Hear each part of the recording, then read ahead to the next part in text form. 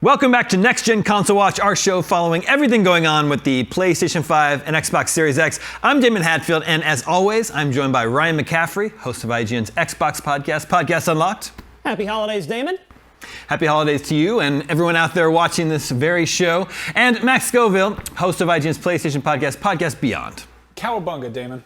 Cowabunga indeed. And this week, we're talking about next week. That's when the Game Awards 2022 are happening, December 8th. You'll be able to catch the stream on IGN starting at 4 p.m. Pacific, 7 p.m. Eastern, along with our exclusive pre- and post-show coverage, which I believe is going to be hosted by Max right here, if I'm not mistaken. So, in addition to all the awards of the Game Awards, there are always the game announcements, the new trailers, lots of exciting stuff to be happening. In the past, there's been, in the past couple of years, there have been notable next-gen related announcements. I believe, Ryan, that's where the Xbox Series X was revealed at the Game Awards a few years ago. That's where Hellblade 2. 2019. Hellblade 2 was shown off for the first time. The Perfect Dark reboot was shown and then has been dark ever since then, much to my dismay. So let's talk about what we hope and might expect to see next week at the Game Awards as it pertains to the Xbox Series X and PlayStation 5. Ryan, how about you? What's the first game that you would hope to see next week on the Xbox side of things? Well, Daemon, let's start with the low-hanging fruit that's also really super important. The overarching narrative for 2022 with Xbox has been, unfortunately, the lack of big exclusive games.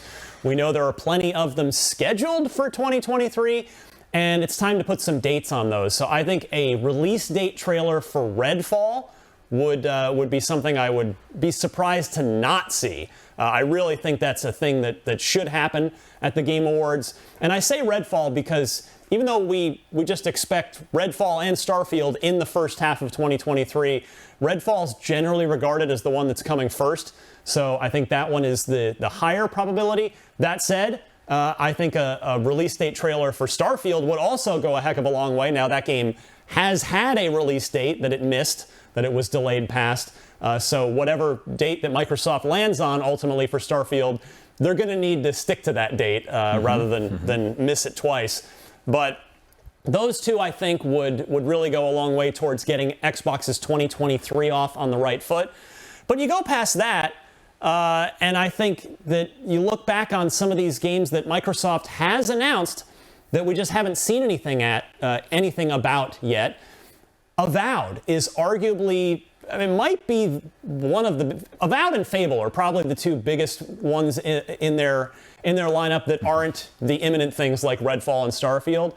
And so how about the first gameplay trailer for Avowed? I mean, that would go over huge. That trailer, when it was announced, was a huge deal for them. And we know Kojima is turning up. It's a Jeff Keighley show. It's the Game Awards.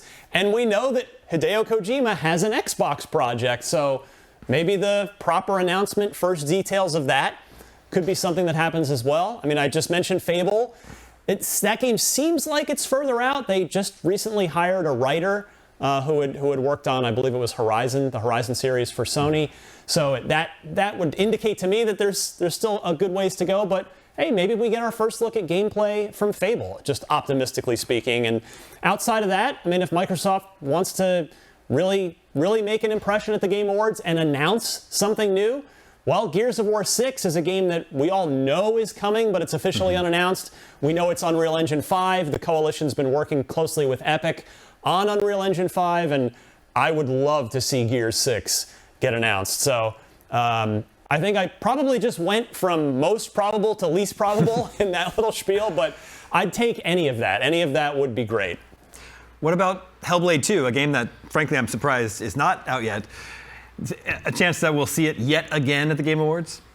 Certainly a good chance, but you're right, Damon. I mean, we got a 6-minute gameplay chunk of that at last year's Game Awards. So it just being in this for so long, 20 years now, my expectation is that the next time we see Hellblade 2 would probably be in more of a longer form, like, okay, here's like a 15-minute extended demo of this, or even a proper preview beat. So I'm not sure we'd catch it again at the Game Awards, but I would not be sad if it did show up and we got to see some more gameplay. Now, Max, on the Sony side of things, we're in an interesting situation now with God of War Ragnarok out. We don't know what the next big first-party game from Sony is going to be. What are you expecting to see, hoping to see at the Game Awards next week for PlayStation? Well, I mean, the next big first-party thing is a VR exclusive. They're launching a little Sure. expensive hat in February, which is shockingly close. And we know about a few titles to that. I think they've promised more than 20, and I believe we know about 11. I mean, it'd be pretty cool if they came out swinging and they were like, "Hey, Half-Life Alyx is coming to our exciting new hat. Go pre-order one." Oh wait, you can't. That went up in November. Whatever. It's a chance to really hype this up. This is really, this is the last big sort of gaming event of the year to, make an announcement that'll get heard loud and clear, short of doing a, one of those arbitrary Thursday state of play type things. But, Half-Life Alyx would be pretty cool. Something like that. I don't. It could also be some complete surprise out of left field. Known IP, the VR version, like the Arkham VR. Speaking of which, I think we're going to see something from DC. I think Injustice 3 is a safe bet. I don't know, Suicide Squad, gameplay of that. We got a little bit of gameplay. Was that true gameplay? That was the Game Awards last year, I believe. Okay, yeah. So that's on the way. We know about that. Obviously we just got Gotham Knights. I feel like the Suicide Squad is kind of a similar product in a lot of ways. It's a sort of cooperative experience and IP that's typically been sort of single player focused, but either that or Injustice.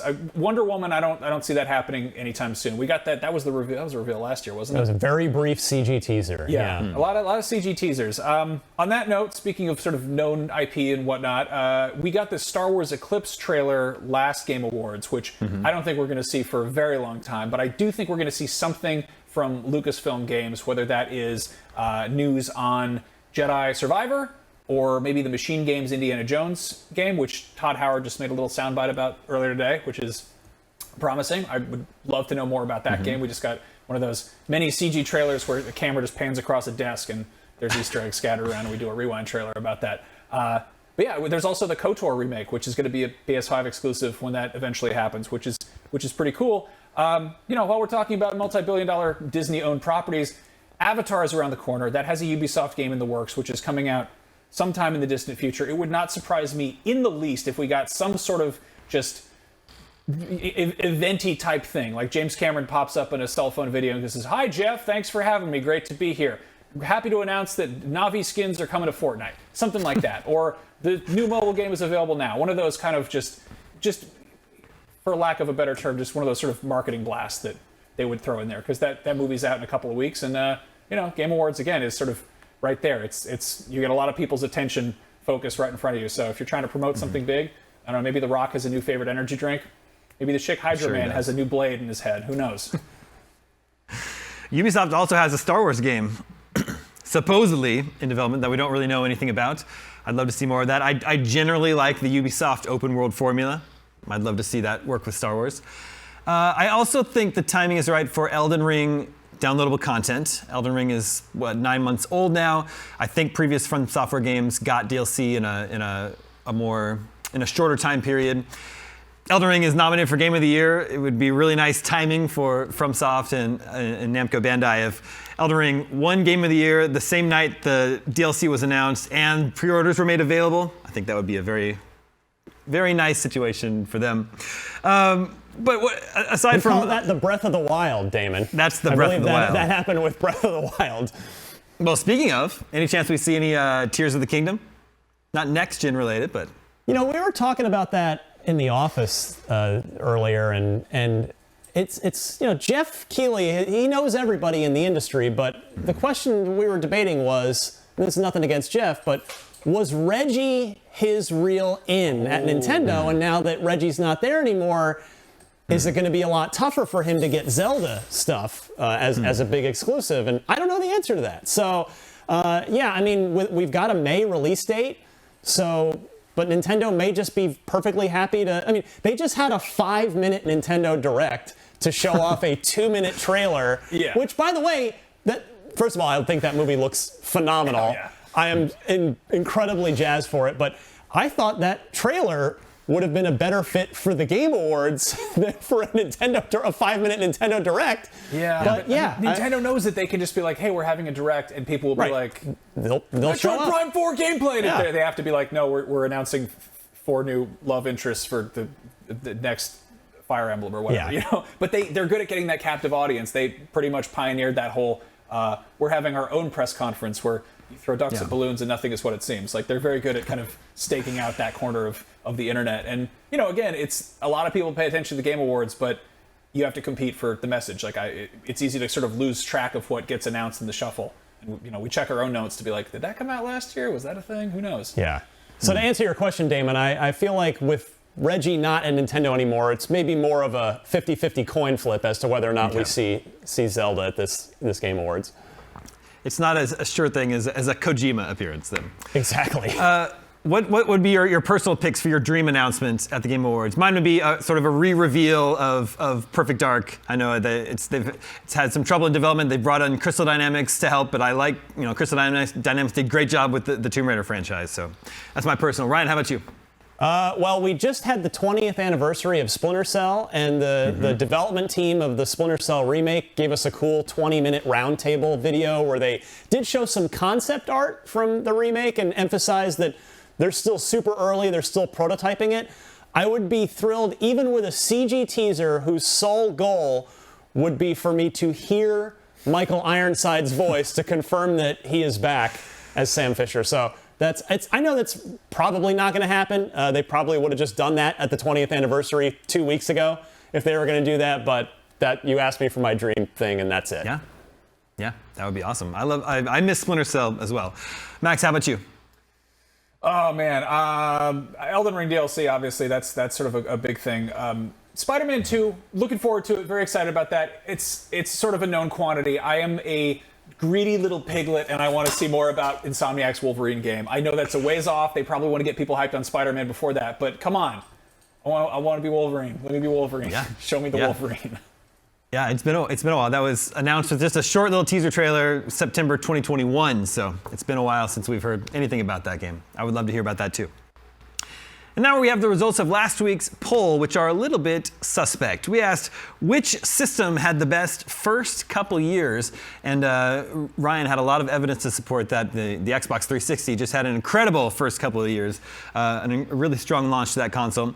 So out of everything from current gen consoles all the way back to how back should we go? All the way to Xbox 360, PlayStation 3. The winning result was the PlayStation 5, the best first couple of years. Nothing to the PS5's first couple of years, not anything to sneeze at, but they are being a little bit, they're still, God of War Ragnarok is a PlayStation 4 game that you can play on your PS5. It beat out the Nintendo Switch, which had Breath of the Wild and Mario Odyssey in its first year. And then comes in Xbox 360 in third place. So a little bit surprising to me. I don't know. Ryan, do you think this is just recency bias and console tribalism? There's a lot of recency bias. I mean, our audience, the 360, I have to remind myself that I'm old. Like the 360, the first 2 years of it were 15 to 17 years ago. Oh yeah. So that may just be, we know we have the classic awesome 18 to 34 super enthusiastic audience out there. So maybe the 360, just a lot of them weren't around for the first couple of years as far as being gamers. Just one of the biggest nails in our coffins was they had at Gamescom, the Wii was in the retro section. Oh. And we all just, no, I think that's totally fair. It's if you are doing the console tribalism for this generation, I think it's fair to sort of vote for PS5. Sure. But again, it's looking back at previous generations. I feel like it's not Sony's strongest, but I don't know. It's depends on your personal taste, I suppose. Yeah. I mean, there's still a lot of really good games to play on your PS5, just not a lot of exclusive games to play on your PS5. A poll for you to vote on for next episode. We're coming out of the Thanksgiving holiday here in the US, Black Friday, Cyber Monday. Did you score a next-gen console over Black Friday or Cyber Monday? Let us know. Vote at IGN.com. Let us know the results, and we'll share those with you next week. That's going to do it for this edition of Next Gen Console Watch. Thank you to both Ryan and Max. Thank you to everyone working in our LA and SF studios to make this all possible. My name is Damon. We will be back next week, 6 a.m. Pacific, 9 a.m. Eastern with more PlayStation 5 and Xbox Series X news. We'll see you then.